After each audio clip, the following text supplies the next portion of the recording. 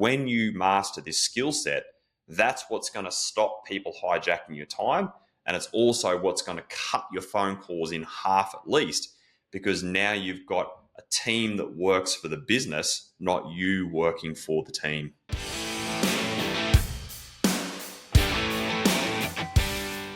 Hi everyone, Rob Crop here. Welcome back to the Trade Den podcast. Great to be here, Dan. Hey everyone. Yeah, great to be here, Rob. Really looking forward to today. Yeah, how was the weekend? Weekend was great. It was great fun. We had our client weekend just gone. So graduated a whole new group of people in what we call our leverage program. And I really enjoyed it. It's always a great weekend. I know you love it too. Yeah, absolutely. This was group 30 of our graduating class of our leverage coaching program that we've run over the last number of years now. And what an absolute cracker of a group. For those who don't know, leverage goes for 4 months, and it's our phase 2 of our coaching program. And for this whole group, it was a whole group of clients who had graduated from launch into leverage, and now they're getting ready to take that step into our lifestyle mastermind. Wasn't there some absolute transformations in that group, even in a shorter period of time, wasn't there? There is. It's probably, pull back the curtain a little bit. That session we do at the very beginning around sharing wins and what people have learned and the biggest things they've taken out of it always throws things up. But this group was amazing in their ability to step into their roles as leaders and managers and really let go of some of the things that had not so much held them back in the past, but the things that they needed to get done in order to be ready for this next step in the growth of their journey. So, no, it was really great to hear some of those stories. Yeah, and what I love about this program is it really helps these guys really structure their business to be able to now take that step forward and grow it into a true lifestyle business. And what they've done over the last couple of days is, as you said, they shared their wins. We taught principles around visioneering. We shared some stories to expand their minds as to what's really possible. We had fun at dinner. We had a great night just getting together as coaches and clients, having dinner together, celebrating the time that's been. And then for the rest of the weekend, we spoke leadership, mindset, financial management systems, and they did some really deep work around engineering their vision over the next 1 to 2 years ahead, which then becomes the basis of their growth plan, not only in business and life as they transition into the mastermind program. But they walked away with a ton of energy behind them, feeling inspired. I think they're ready to go and find another gear, aren't they? They did, and so are we. It always leaves us feeling good too when we walk out of there. It's a fun time. So no, I really enjoyed it. Yeah, nice, awesome. Well, let's get stuck into today, and this is a really big topic because for most business owners, they understand that people and systems absolutely is what sets them free from the day-to-day grind. But what often happens is that they get to the point where more people creates more problems, and they got more opinions, more responsibilities, bigger payrolls, and comes with that there's a lot of problems. It often helps them feeling trapped with less control than ever before. And what they've got is they've got this team around them, but they don't have any time, and time becomes a massive issue. And what often happens is then they become a bit of a slave to their team. They have this mindset going into it thinking, well, if I just build my team, then I'm going to get time back. But actually the opposite often occurs, where they become a bit of a slave to their team, and they get to the point where they're just getting lots and lots and lots of phone calls. And it's not uncommon when we talk to clients at the beginning of their journey, they're getting anywhere from 50 to 100 calls a day. And so what often happens is instead of the owner getting time, having the ability to grow their business and enjoy time outside of the business, they spend all their time running around after their team. Yeah, absolutely. They created a new day of the week called Should Day. It's all the stuff they should have got done, all the stuff that they didn't get done, all the stuff they should get done tomorrow. They just end up chasing their tail as the team sort of builds out and people are looking for answers and all those sort of things. And it's not far from it when we find guys that are really stuck in this. And we've got some great stories today that we're going to share with you guys around our experience with this and how guys have been able to break that dependency. So when they do that, though, they're at that point where it's like, what's the point? Like, why am I doing this? I'm stuck now. I can't do anything that I know I should do. I can't do the things that should be getting done. Everything feels urgent. It's just spot fire after spot fire after spot fire. And guys, this is what adds to that burnout. This is what adds to that sense of absolute stress and just feeling like you're on the back foot. Because when do business owners in this position, when do they often find themselves doing these tasks? When are those times? Yeah, they're at night. It's always at night. We always hear it. It's at the kitchen table. And it's at the expense of something else. There's always something that has to suffer as a result. And typically, it comes out in conversations like, "Well, I never get to go to the kids' practice. I can't pick them up from school. There's struggles with the wife at home. She's not happy because I'm struggling to get quotes out the door. I'm now chasing work because I haven't had time to go out and sell." So all of these sort of compromises and trade-offs are happening. And when life becomes a trade-off, that's when our mind really becomes unsettled, because you're constantly going between things that should have happened either in the past or in the future. You're never really present with where you are. There's always that next moment that you're either trying to chase or catch up on. Yeah, and I think that's when that state of mind, from a state of mind of being in conflict, comes in, because they get into business. Someone gets into business because they want to be able to make more money and have more free time. But the conflict happens is because all of a sudden areas of life are in conflict. Their health, their wealth, their business, and their connections, what we call the four primary legacies here at Pravar Group, those areas of life are in conflict because everything that a business owner should get done during the day isn't getting done, like you said before, because they're too busy fighting fires, running around, solving everyone else's problems. Then they get to the end of the day and they're like, "I've still got 8 hours of work of my own that I've got to get done." That's the conflict that appears. It's nights, weekends, and that type of thing. And then when they want to go on holidays, that's the worst one. Is someone wants to be able to go away on their holidays. They might have a young family, and they're like, "Great, let's go away for a week or two and enjoy time." But off comes the laptop, gets packed in the bag, and they're sitting by the pool, answering the phone, sending invoices, running around after their ground crew. And then that just creates more problems, because instead of being there on holidays, enjoying time with your family, you're spending the whole time not being present with them because you're caught fighting fires with your team. And that's why so many business owners in the trades and construction space, the only time they take off is over the Christmas period when the whole industry shuts down. Yeah, and that's it's no wonder. And there's nothing worse, is there, when you got guys that are stressed before they go on holidays because they know what's coming and they shouldn't be going. They know there's going to be problems because they're going to have to work.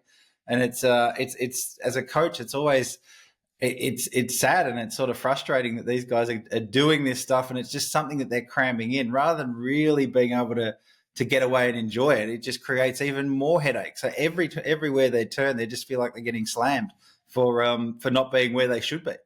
Yeah, absolutely. So if you feel like your ground crew is not capable for making decisions for themselves, and you want to be able to reduce the amount of phone calls that you get in your day by at least half, and I know that's a pretty bullish statement, but by at least by half, then this episode is absolutely for you. And what we've got for you today is 3 key strategies that we want to be able to talk through to be able to help you, how to help you prevent people from hijacking your time. Yeah, absolutely. So when we go through these, I think just making the point that when we talk about cutting those phone calls in half, it doesn't mean that you do this automatically and tomorrow they go by half. If you want to do that, just throw your phone in the bin, don't talk to anyone. Like that'll achieve the same result. But when we talk through these things, what we want you to do is look at these key points and where they're relevant for you and start the journey, start to work on this stuff over time and start to peel it back. So the very first key point we're going to talk to is you've created a culture of dependence on you. So where do you think, Dan, that the 3 main reasons are that your ground crew often become reliant on the business owner? Yeah, in terms of the context of culture, I think the first one is there's a sense of laziness.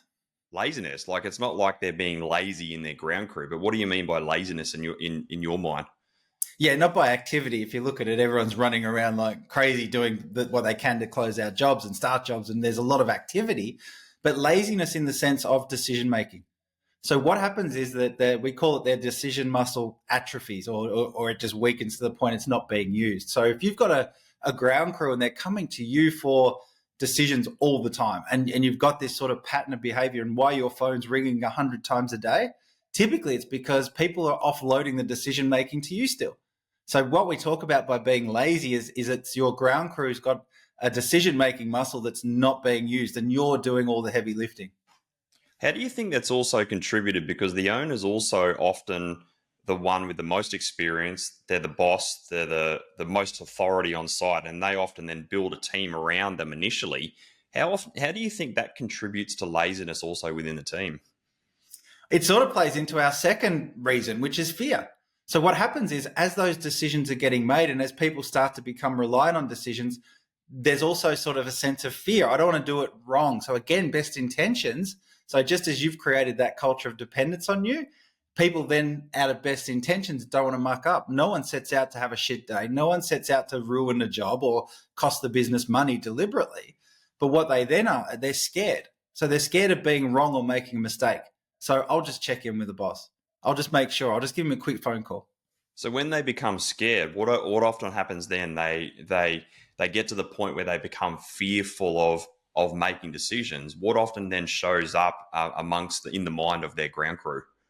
Yeah, in the ground crew, it's that sort of sense of, well, hang on a sec, everything needs to be run past someone. There's no ownership taken or responsibility, and everything sort of still falls on the owner, and that ground crew just becomes an extension of what I call arms and legs. So best judgment isn't being developed. The team doesn't elevate as you go over time. In fact, they get worse because they're not exercising those muscles they need to become a really effective, high-performing ground crew where they're making good decisions. They're thinking ahead. They're being proactive. All those things that you want as an owner, you're not seeing that because guys they're not being either given the opportunity to do that, which could be your contribution towards the culture of dependence, or they're just way too scared to even try.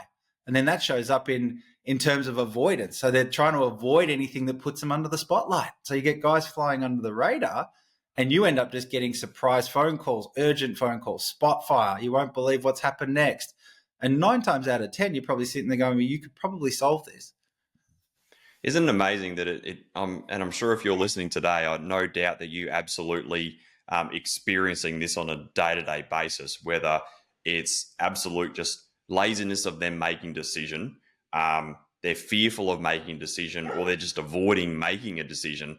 No doubt, I want you to think about over the last number of days how often this has showed up in their world. And isn't it interesting for the owner? They make that decision where it's like, I want to be able to get off the tools to be able to focus on growing my business. But isn't it interesting that they get off the tools, but all these phone calls then appear is they may as well be on the tools there on site because they're doing all the thinking just remotely, aren't they? Yeah, you might not have the tools in your hand, but it's your brain that's being used, and your brain is on site because that's all you're dealing with all day. And we see this all the time. A client that we'll talk about today, Frank. Frank's a painter, and he's got a crew with painters and maintenance and all those sort of things. And he got to a point with his guys where he was literally handcuffed to his phone.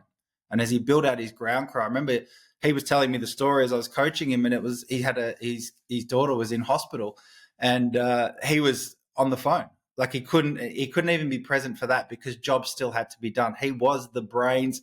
He was the guy. Everyone knew it, and everything was still going through him. And it was absolutely soul destroying for him because he couldn't take holidays. He couldn't even look after his family in the way that he wanted to because that phone would keep ringing. And when we unpacked it, and I really sort of challenged Frank on it, this culture of dependence on you was the thing that unlocked it. So once you recognize this and start to understand where this laziness, fear, and avoidance is happening, you can start to see it, and you'll respond way different when those phone calls come in. It's about, how do I get rid of these, or how do I get my team to start making more decisions? How do I get them to not be so fearful of making a decision? That becomes the goal, rather than the resentment of, I can't believe you're ringing me again. What do you want? Yeah, how often do we hear stories like that? And if you're listening today, we'd love to be able to hear your Frank story into the trade den. But how many times do we hear that where someone's going through that most amazing time? They're either getting married, they're about to have their first, second, or third child, and the moment that they have their baby, bang, they're straight back onto site either the next day or the next week, and they don't get to be able to enjoy their real quality family time purely because the whole business is just solely reliant on them. We'd love to hear your frank story. So if you've got one, share it with us in the Trade Den. Yeah, absolutely. And as a future episode, I think if you're sitting there going, great, what do I do? Being able to understand how you can transfer ownership and drive productivity without being on site or in person or having to take phone calls is a big episode that we're working through at the moment. We'll be bringing that to you guys really soon. So once we get past that, or that key point number one, maybe that culture of dependence on you that you've created, the next thing is that guys could be ringing you just because they don't have the right information. Yeah, I think we see this a lot in coaching where the owner goes from being the guy on site, they're the one that has priced the work, won the job, then they're the one often heading up the delivery of that job. And then all of a sudden, as they wind themselves back off the tools, because they don't often have the systems in place to be able to do a really good handover to their team, I think this is where the gap starts to appear, which creates all the phone calls, because more often than not, the information is sitting in your head as the owner because you've priced it, you've won it, you know how many hours are included, you know all the materials, you know the scope, inclusions, exclusions, you've poured over that job for hours and hours and hours and hours on end. And then it's all of a sudden, it's like, right, we've won it. Let's give it to my team. And off you go, guys. And they kind of have that expectation that they know the job as well as you do. And I think that's where the problems often appear. It is. And I think also then it's that ability to structure, and you spread so thin already that any thinner, it sort of just gets to breaking point and there's nowhere else to go. So you really have got stuck on that point. So things like clarity as well around what is there that needs to be done and preparation, all of those sort of things start to suffer.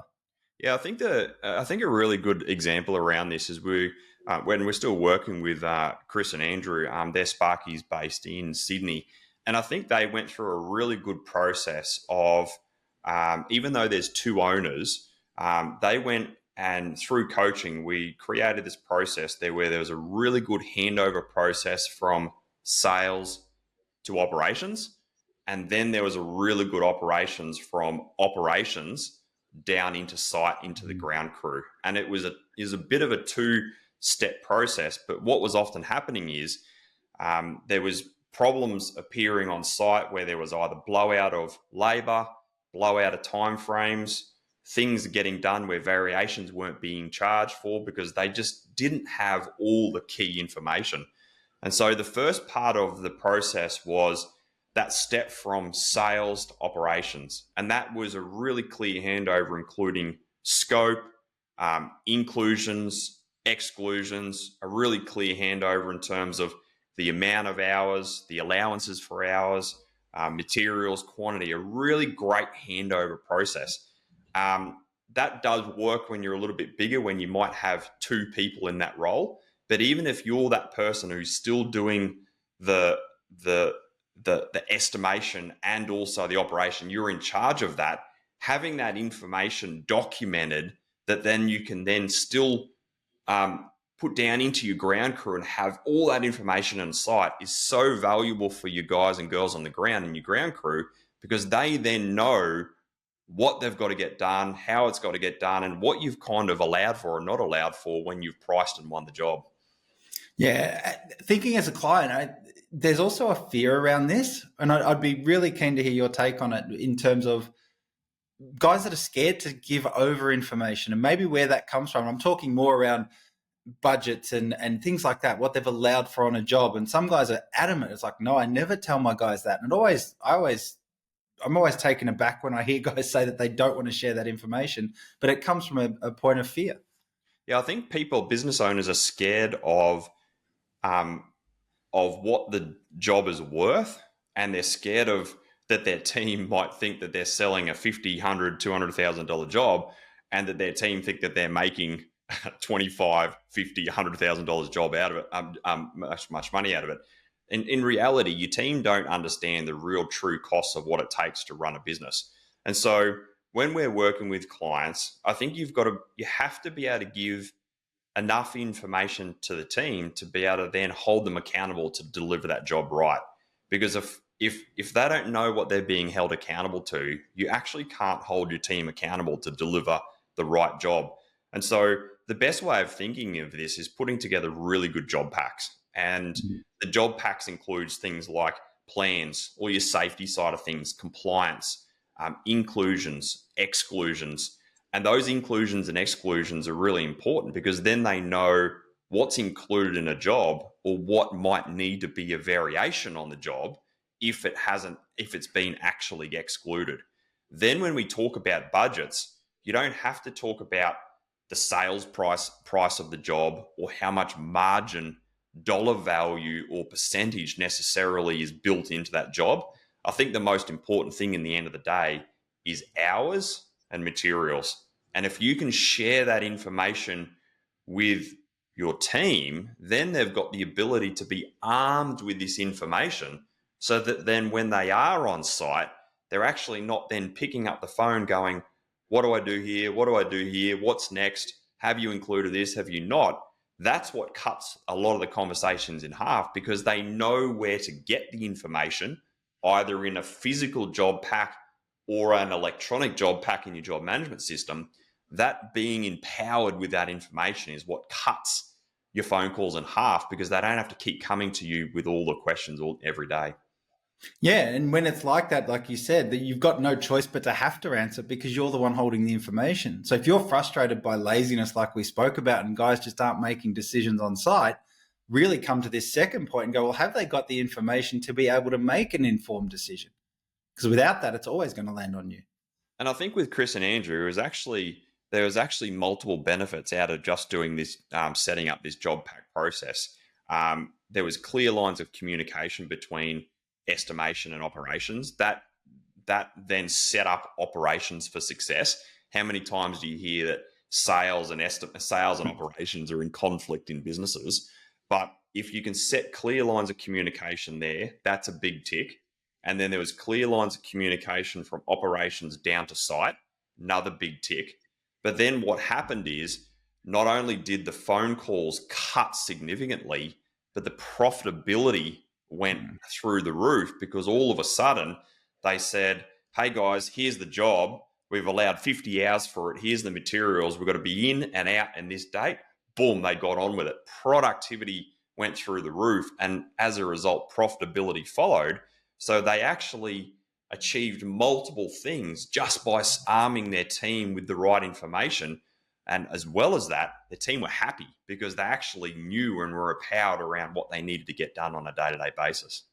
Yeah, it's funny. We talk about cutting your phone calls in half and everyone goes, I'd love that. And you see people's eyes light up. But really, it's a symptom or it's even an indicator of profitability. Because if you're taking multiple phone calls from your ground crew all day, guaranteed they're not producing on site what they need to hit the dates. So it's a really big profitability driver, this whole topic. Yeah, and they're robbing you of the opportunity to be able to keep growing the business by doing business development, working on your business on projects and improving various areas of your business. It's a double-edged sword. You're eroding margin on site, but you're eroding the owner's time to be able to focus on what matters. So it's a double-edged sword. Yeah, so setting your team up for success on site and how you do that, another big sort of future topic we can get right into, but what are those key information points, all of those sort of things. And these aren't difficult to do, but it takes focus and setting it up the right way. So even though that we might be able to arm our team with information, there's no doubt that the team are going to come up against challenges and roadblocks all day long, aren't they? Yeah, absolutely they are. And that's key point number 3. You need to, or you haven't trained your team to problem solve and deal with roadblocks effectively. And what do you mean by helping them deal with it effectively? Yeah, dealing with roadblocks effectively means how long does it take? Like these phone calls, if you're still going to get some, right? It's not saying you're not going to get any phone calls, but when your team communicates, there's a way of communicating. And there's nothing that'll rob time from you more than having 8 different dialects of language, if you like, around how people explain problems when they have an issue. That you've got people that'll dance around the issue. You'll have people that'll be straight on it. There'll be people who just throw it in your face and go, well, you need to deal with this, and you've got to get all the information and gather it. So if you don't effectively deal with roadblocks or you don't have a way of communicating in your business, you run the risk of just it exacerbates or it compounds the problem because it takes so much longer to navigate the issues when they do come up. So, what do you reckon are the common roadblocks that people on site come up against? Yeah, whenever anyone has a roadblock, I think there is three distinct sort of roadblocks that come up. There's other things that happen that are come out sideways, and we're always going to get those things. I think back to we've had clients tell us that they've had car accidents out of the blue with guys when we've been at events and stuff like that. Those things will still happen. But the ones that come up often, these sort of roadblocks that we talk about, there's probably three things that people look for. And when we talk about the three types of roadblocks, if you can start to think in these terms or at least filter the information, it's going to make you so much more effective in being able to deal with them. But if you can train your team in how to explain them and get them to understand what they're really asking for, that's when it's a game changer. So the first one, people are either going to be asking, they're going to ask for a resource. And typically it's a resource they don't have. Can they have more time? Can they get more budget? Can they get a piece of equipment? Is there any labor that's available? So they're looking for a resource they don't have. That's really the sort of first roadblock. I don't have enough resource. Right. And number two? Number two is a solution. So they might not know. So really they're stuck. And legitimately they will be stuck. If you're sitting there as the owner of your business and you know it inside out and you've seen everything a million times, obviously you're going to know a lot more and have a body of knowledge that's deeper than what your fourth year apprentice has or your supervisor's looking at a job that you've done for the first time in 5 years. So being able to understand they're looking for a solution to a problem is the other thing. Now, when that happens and they're looking for a solution, most people have this idea, and this is a bit of a bugbear of mine. There's that sort of thing. Don't come to me with a problem. Come to me with three different types of solutions. And I always say, well, what's the point of that? And one of those solutions is probably going to work. Just go and do the solution. I don't need the three solutions. That's crazy. What people have to be really good at, though, is defining the problem that they're trying to solve. So if you can train your staff and go, if you're looking for a solution from me, I need you to be really clear on what the problem is and be succinct when you tell me, because then I can come back to you with a solution and we can move forward. And how often do we hear it when business owners, they often say that, oh, my first apprentice has become my best tradesman. And that's because when they were on site, they invested so much time that apprentice almost sat on their hip for the whole time. They trained them and developed them and invested time and energy and money into making them a really, really, really good tradesman. One of the biggest traps is when you start to wind yourself back off the tools and you start to hire tradesmen and you're not the one there physically on site with your tradesmen and apprentices, there becomes this skill gap and an experience gap. And so if you're in this position now where you are off the tools or are winding yourself off the tools, you've got to be able to remember that still an important part of your role is to still be that supervisor or project manager where you're not just on site to be able to talk to customers or whatever it is. You're actually on site managing the job and investing time and energy into the training and development of your people. Otherwise, they're never going to learn how to problem solve and become solution orientated in their world because they just miss that as an experience gap. Yeah, and that's the third thing. The third type of roadblock is a decision that needs to be made. Now, when this happens, you've got to be really on this because this is an opportunity for you to train. It's an opportunity for you to take the approach to say, right, I'm going to help this person learn to make this decision so they can make it in the future. Now, some decisions are going to be way outside of people's pay grade, if you like. It's a decision that you're not comfortable with them making. You want them to come to you with that and saying, hey, how do you want to approach this? That's fine. But when it's a decision that they need because they're either unsure, maybe they're fearful, like we talked about before, maybe they're avoiding it, maybe they're being lazy, your ability to recognize, hey, this person wants a decision made. It's not about how quick can I get them off the phone by giving them the answer. It's literally checking in and saying, hey, this is a decision that you can make, and giving them the confidence that this is in their wheelhouse or this is within their scope of responsibility. So you can say to them, hey, this is a decision you need to make. How would you make that decision? If it was up to you, what would you do? And that's getting them to do that first little light lift, that first little bit of getting that decision-making muscle going. So we sometimes gloss over that really quickly and just go straight into solution mode. Yeah, I think problem solving is an absolute skill that has to be developed. And I think the more that you in the beginning, the more that you start to push back on your team around this, to be able to go, well, what do you think we should do? How do you think we should handle this decision? If you're in my position, what decision do you think we can make? It's the ability to push back on your team. Now, be careful around this. You don't want to just drop the hammer today and then go, right, I'm not going to answer. I'm going to turn my phone on silent. I'm not going to be there for my team. This is something you've got to wind back over a period of time. We'll come back to the Frank story in a minute, because Frank did this really well over a period of time. But I think this whole problem-solving muscle is really important that we have to develop within our team. Now, when it comes to decision-making, I think the other thing that's really important to remember is setting boundaries of what your team can and can't make decisions in. And so if those boundaries aren't set, then they're going to come to you for every single decision. Now, on your side of the fence, you're going to be like, gee, I wish they would just make a decision and get on with the job. And then the other side of the equation is, well, how come they made that decision? That just cost us 10 grand. And so the other side of the equation is you get shitty when they do make decisions, when there's mistakes that do happen.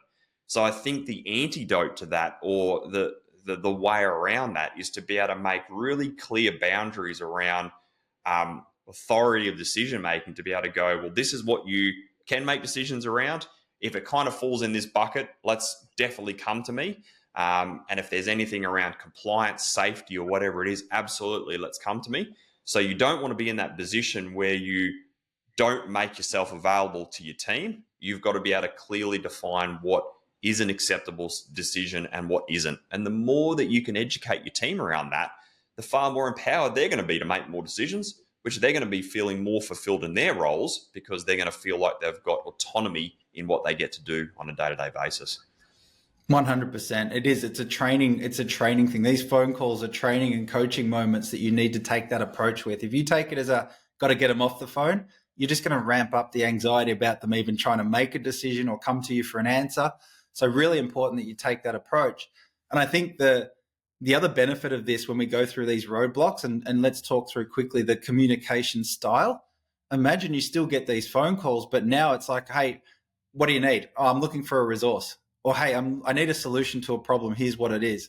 Or, can you help me with this decision? I don't think it's one that I need to make. So if you can do that, then the communication becomes really snappy. It becomes something that you've got a way of talking that's almost shorthand in the business. And it's not that you're being abrupt or short. It's just being really succinct and really cutting to the chase in terms of what needs to get done, so everyone can move forward. So, and it becomes this real proactive approach to getting through a call if one does come through. And I think this is a skill that needs to be practiced over a period of time, because it's very easy for someone who's growing their business, where they might have one or two job sites going, for example, and then all of a sudden they grow, and concurrently they've got 3 to 4 to 5 to 6 jobs more. They've got multiple jobs going at the same amount of time. This is where the feeling of feeling trapped becomes, because when you've got 1 or 2 jobs, you know it well, you've got the key guys on there and it's running well, but all of a sudden, all these jobs, all these people asking for advice, questions, that's where the phone calls blow out in multiple times a day. So what we want to be able to do is practice this skill to be able to manage our team and manage without being in person. That's what we're trying to get to here, is how do we manage our people and manage our job sites without physically being in there in person, because that's where you get the leverage, so that you can set your team up for success.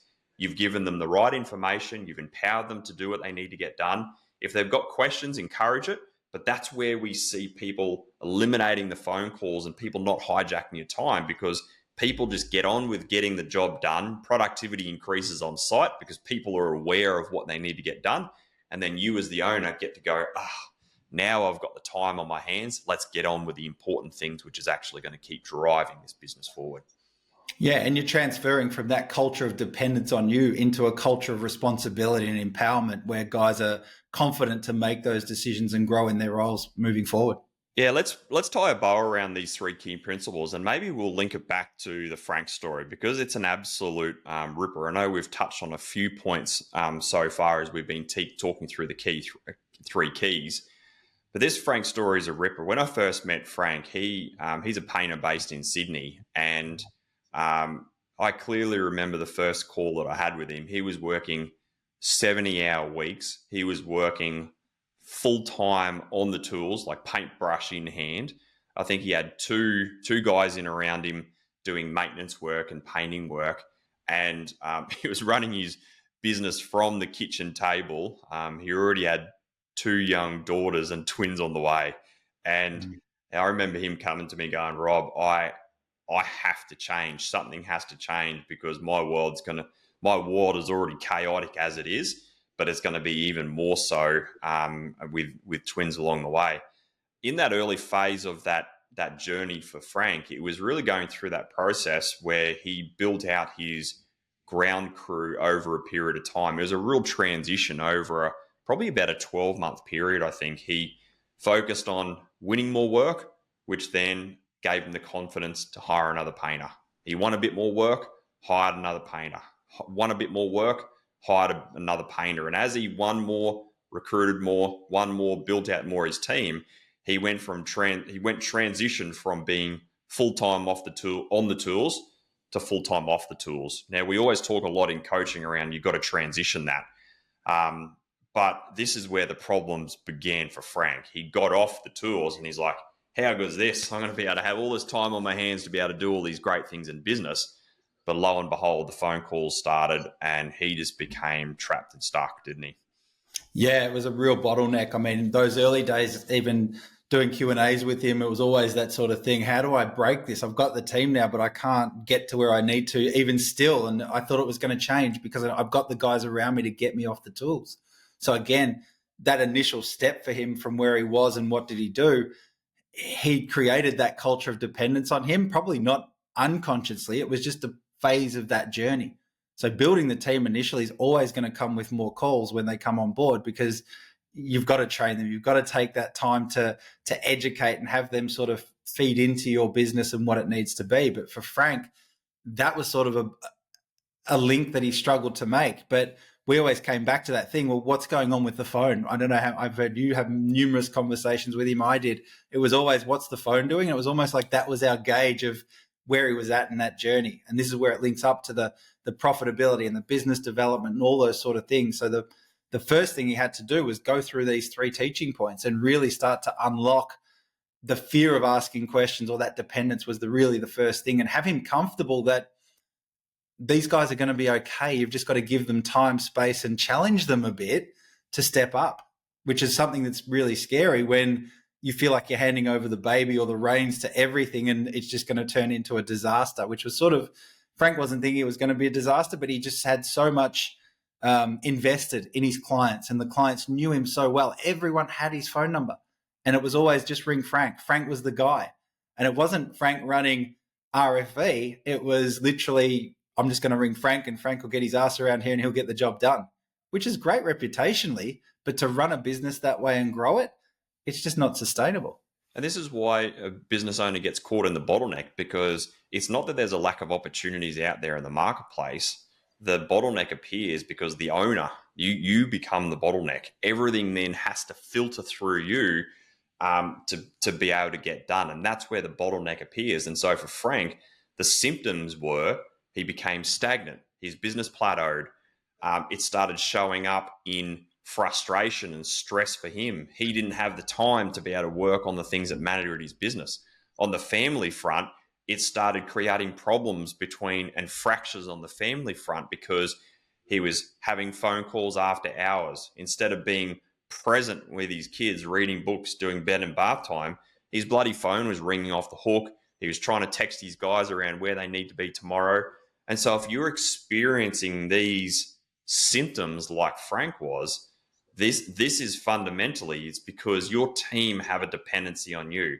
And it's not necessarily that you may have done something wrong. It's just a symptom of where you're at in your journey in growing your business, where you've come from being the guy who started this business to growing it, and you're the most experienced person in the business, to now you're starting the journey of creating leverage, but you've also probably never learnt the skill of delegation and management and communication.